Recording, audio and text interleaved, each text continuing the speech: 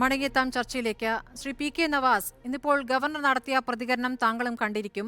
SFIക്ക് എല്ലാ കോളേജുകളിലെയും ഹോസ്റ്റലുകളിൽ ഹെഡ് ക്വാർട്ടേഴ്സുകൾ ഉണ്ട് എന്നാണ് പറയുന്നത്. അവിടെ വെച്ചാണ് അവരുടെ ക്രിമിനൽ പ്രവർത്തനങ്ങൾ ആസൂത്രണം ചെയ്യുന്നത്. അങ്ങനെ ക്രിമിനൽ പ്രവർത്തനങ്ങൾ ആസൂത്രണം ചെയ്യുന്ന ഘട്ടത്തിൽ SFI പ്രവർത്തകർക്ക് ചില അധ്യാപകരുടെ പിന്തുണയും ഉണ്ടാകാറുണ്ട്. അവരുടെ പ്രവർത്തനങ്ങൾക്ക് ഒപ്പം നിൽക്കുന്നു, അവരോടൊപ്പം ആഘോഷങ്ങളിൽ പങ്കാളികളാകുന്നു ചില അധ്യാപകർ എന്ന്. നിങ്ങളുടെ സംഘടനയുടെ അന്വേഷണത്തിൽ അത്തരം കാര്യങ്ങൾ കണ്ടെത്തിയിട്ടുണ്ടോ? ഗവർണർക്ക് എവിടെ നിന്നാണ് ഇത്തരം വിവരങ്ങൾ? കേരളത്തിന്റെ ഗവർണറോട് പലതരത്തിലുള്ള വിയോജിപ്പുകൾ ഞങ്ങൾക്കുണ്ടെങ്കിലും ഈ വിഷയത്തിൽ ഗവർണർ മുന്നോട്ട് വെച്ചിരിക്കുന്നത് കൃത്യമായ ഒരു പഠനത്തിന് ശേഷമാണ് എന്ന അഭിപ്രായം ഞങ്ങൾക്കുണ്ട്. ഞങ്ങളിത് കഴിഞ്ഞ ക്യാമ്പസ് തിരഞ്ഞെടുപ്പുകൾ കഴിഞ്ഞ സമയം മാധ്യമങ്ങളെ പത്രസമ്മേളനം വിളിച്ച് ഞങ്ങൾ പറഞ്ഞതാണ്. ഞങ്ങൾ അതിന്റെ ഇരകളായവരാണ്. സ്മൃതി, കേരളത്തിന്റെ ക്യാമ്പസുകൾ നിങ്ങൾ പരിശോധിക്കുക. ആ ക്യാമ്പസുകളിലെ എല്ലാ ക്യാമ്പസുകൾക്കകത്തും ഹോസ്റ്റലുകൾ SFIയുടെ ഇടിമുറികളുള്ള ഹോസ്റ്റലുകളാണ്. ഈ യൂണിവേഴ്സിറ്റി ക്യാമ്പസുകൾ, കാലിക്കറ്റ് യൂണിവേഴ്സിറ്റി ക്യാമ്പസിനകത്ത് കഴിഞ്ഞ തിരഞ്ഞെടുപ്പ് സമയത്തുണ്ടായ ഒരു കാര്യമുണ്ട്. തൊട്ടപ്പുറത്തുള്ള ഗവൺമെന്റ് പോളിടെക്നിക് കോളേജിൽ എതിർ സ്ഥാനാർത്ഥിയെ മത്സരിക്കുന്ന ഒരു കുട്ടിയെ കൈയും കാലും കയറുകൊണ്ട് കെട്ടിയിട്ട് കാറിൽ കയറ്റി യൂണിവേഴ്സിറ്റി ക്യാമ്പസിൽ കൊണ്ടുവരുന്നു. എന്നിട്ട് ഹോസ്റ്റലിനടുത്തുള്ള DSC ഓഫീസിന്റെ തൊട്ടപ്പുറത്തെ ഇടിമുറിയിലെ ജനവാതിൽ അദ്ദേഹത്തെ കെട്ടിയിടുന്നു. എന്നിട്ട് പുറത്തു നിന്ന ആളുകൾ അത് വളഞ്ഞ് അവിടെ കാവലിരിക്കുന്നു. അവസാനം പോലീസ് വന്നിട്ട്, ആ കേസിലെ സാക്ഷി പോലീസാണ്, പോലീസ് വന്നിട്ട് ജനലിൽ കെട്ടിയിട്ട കുട്ടിയെ കയറ് കെട്ടഴിച്ച് അദ്ദേഹത്തെ ആശുപത്രിയിൽ കൊണ്ടുപോവാണ്. ക്രൂരന്മാരായ ഒരു സംഘം ക്യാമ്പസുകളിൽ ഉണ്ട് എന്ന കാര്യത്തിൽ തർക്കമില്ല. ഞാൻ SN മുബാറക്ക് ഇവിടെ നിന്നിട്ട് പറയായിരുന്നു, ഞങ്ങളുടെ ധാർമ്മിക ബാധ്യതകൾ നിർവഹിച്ചു. സിദ്ധാർത്ഥന്റെ വീട്ടിൽ പോയി അച്ഛനെ ഞങ്ങൾ കണ്ടു, ആ ആളുകളെ ഞങ്ങൾ പുറത്താക്കിയെന്ന്.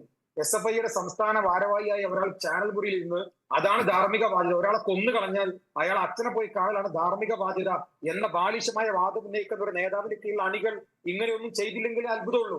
ഇപ്പൊ ഇന്ന് ഒരു സംഭവം ഉണ്ടായി സ്മൃതി. ഇന്ന് 4 വിദ്യാർത്ഥികൾ പത്രസമ്മേളനം നടത്തി. ഇതിലൊരു വിദ്യാർത്ഥി പറയുകയാണ്, ഞാൻ ഫറോക്കുള്ള ഒരു MSFകാരനാണ്, ഞാൻ വളരെ കൃത്യമായി പറഞ്ഞത് SFIയുടെ പേരിൽ കെട്ടിവെക്കുകയാണ് ഈ കാര്യം. ഞാൻ MSFന്റെ സംസ്ഥാന പ്രസിഡന്റാണ്, ഞാൻ ആ വിഷയം അന്വേഷിച്ചു. ഞങ്ങൾക്ക് അങ്ങനെ ഒരു മെമ്പർഷിപ്പ് ഉള്ള പ്രവർത്തകൻ ഫറോക്കില്ല. എന്റെ നിയോജക മണ്ഡലത്തിന്റെ തൊട്ടടുത്തുള്ള നിയോജക മണ്ഡല ഫറോക്ക്. എന്തെങ്കിലും തരത്തിൽ അദ്ദേഹത്തിന് MSFുമായി എന്തുണ്ടെങ്കിൽ ആദ്യം അറിയേണ്ട ഒരാൾ ഞാനാണ്. അദ്ദേഹത്തിന് MSFുമായി ഒരു പങ്കില്ല എന്ന് മാത്രമല്ല, SN മുബാറക്കിന്റെ പാർട്ടിക്കാർ ഒരു തിരക്കഥയുണ്ടാക്കി ആ തിരക്കഥ കേരള സമൂഹത്തിന് മുമ്പിൽ അവതരിപ്പിക്കപ്പെടുന്നു എന്നതാണ് യഥാർത്ഥം സംഭവിക്കുന്നത്. ഞങ്ങൾ കാര്യം കൃത്യമായി പറയാം. കൊന്നു കളഞ്ഞിട്ട് എങ്ങനെ 2 ദിവസം പട്ടിണിക്കിട്ട് 3-ാം ദിവസം തല്ലിക്കൊന്ന് അത് കെട്ടിത്തൂക്കിയിട്ട് ആ സിദ്ധാർത്ഥന്റെ ചോരക്കര SFIക്കാരൻ MSFനെ വെച്ച് കഴുകിക്കളയാമെന്ന് SN മുബാറക്ക് ദയവ് ചെയ്ത് കരുതരുത്. നിങ്ങൾ ഈ കേരളത്തിന്റെ വിദ്യാർത്ഥി സമൂഹത്തിന് മുമ്പിൽ ഏറ്റവും ക്രൂരന്മാരായി SFIക്കാർ മാറിയിരിക്കുന്നു.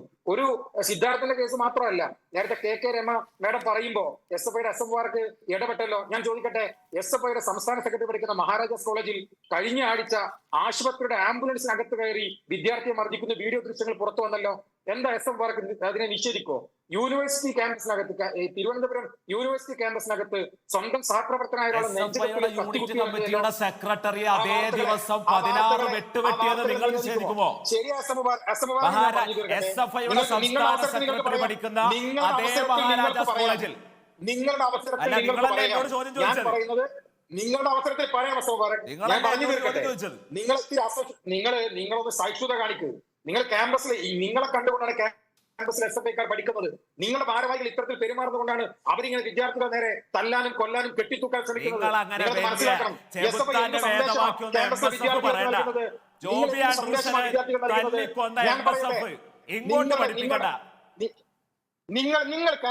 ഹസൻ മുബാറക് എല്ലാ കോളേജുകളും SFI കീഴടക്കിയ പോലെ ഈ ചർച്ചയും കീഴടക്കാൻ ശ്രമിക്കരുത്. എല്ലാവർക്കും സംസാരിക്കണം.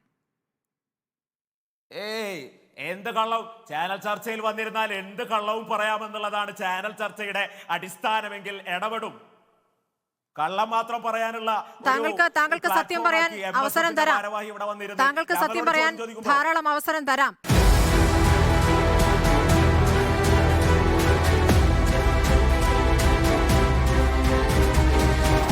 ഡിബേറ്റ് വിത്ത് സ്മൃതി പരുത്തിക്കാട്.